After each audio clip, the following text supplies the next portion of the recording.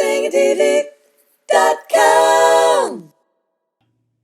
Hey singers, I'm Sara. This is SingingTV.com. Together, you and I, we are making singing simple.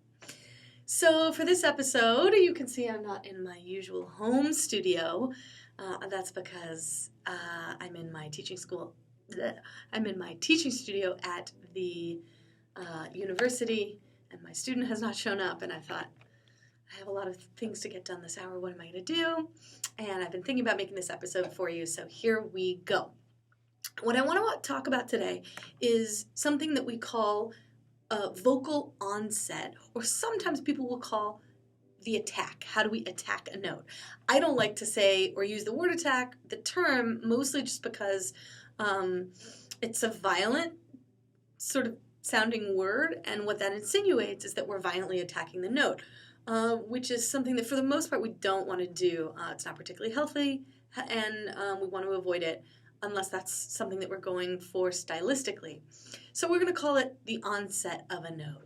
And basically there are three ways to sing a note and to deal with the onset of whether breath starts before the vocal cords close, right? So here's whether it's coordinated, the breath and the closure of the cords are coordinated and happen at the same time, which is what we're going for most of the time, nearly 100% of the time, or what we call a glottal attack, a glottal closure, or a glottal onset, where the breath starts after the cords close or start vibrating.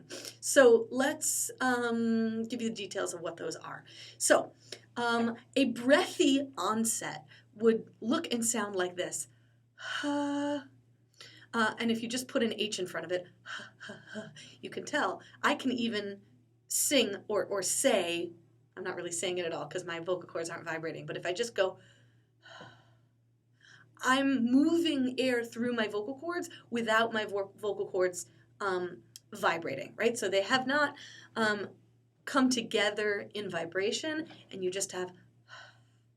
Now, if you start the air before the onset of vocal fold vibration, right, we call that a breathy onset.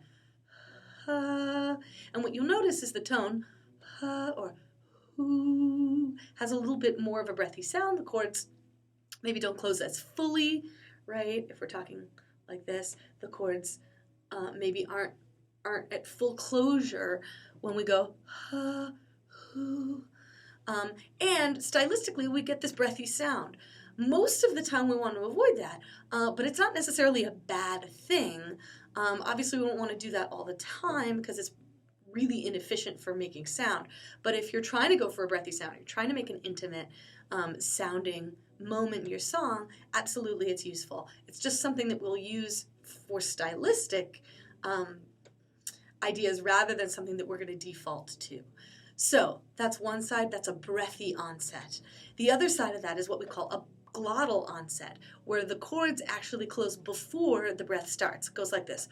So if you say, are we going, you can feel the chords come together, We call that a glottal stop or a glottal closure. The glottal is just the empty space in between the chords. So if this is the front of my neck, and this is the back. We can look at it this way too, which is how it sits in our neck and in our larynx.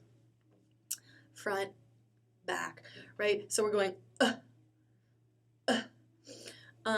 where basically you can feel that the chords come together into vibration before the air starts. It sounds like a little pop of air. That's another thing that we want to avoid most of the time. And if we do that really heavily, or things like that, it's particularly not wonderful for our chords. It's kind of a much more harsh attack. That's what we were talking about. That's what I was talking about at the beginning when I said attack, right? If we're attacking a note, it's not particularly great for us. But used sparingly and used sometimes for style or effect, I want you to know that I'm happy for you, right? Alanis did that.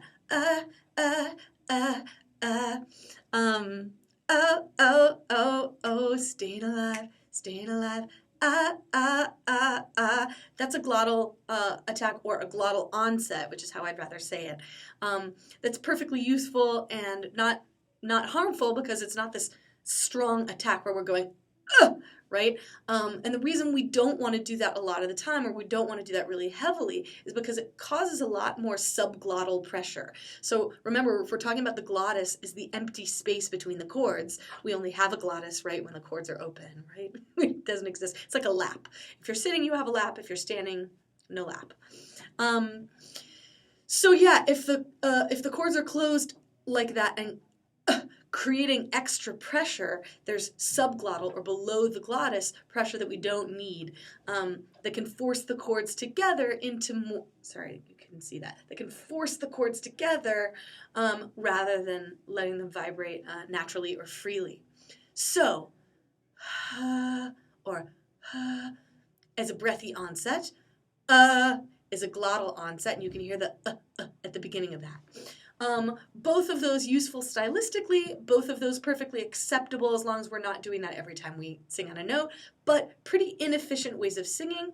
And if we did all the time, they wouldn't be particularly great for us. What we want to default to is what we call a coordinated onset, where the breath and the chords start to vibrate at the same time breath moves through the chords. And a good way to do that, if you can't tell the difference between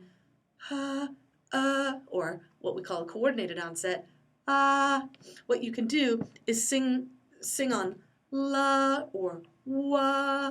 For example, sing wow has a coordinated onset. You can really feel that your breath moves through the chords and the chords start vibrating at the same time. Not that, it was kind of breathy. Are you going to Scarborough Fair? It's not are you, which would be glottal, nor is it are you, which is breathy, right? It's are you going to Scarborough Fair? So it may take you some time to differentiate between those three. And if you want to differentiate between them, here's a good way to practice. Breathy, coordinated, or wa, la is going to make that easier. Eventually you want to just be able to open your mouth on any vowel. A, E, O, U, rather than glottal, which would be A, E, O, U. So that's the difference between those. What we want to tend towards in all of our exercise, and most of the time when we sing, is this coordinated onset, where both things are happening at the same time. The breath starts to move through the chords, and the chords set into vibration at the same time. But certainly a breathy onset and a glottal onset can be useful. So this idea that we never use them, that they're totally terrible for us, in theory at all, is not really accurate at all. It's not true, and we use things like that all the time for style. We just don't want to be singing really breathy all the time because it's inefficient for tone, and we don't really want to be using a glottal onset all the time. A-O-R-U, right? Especially if we do that really hard. You can notice that I'm getting a bunch of tension up in my larynx, my shoulders.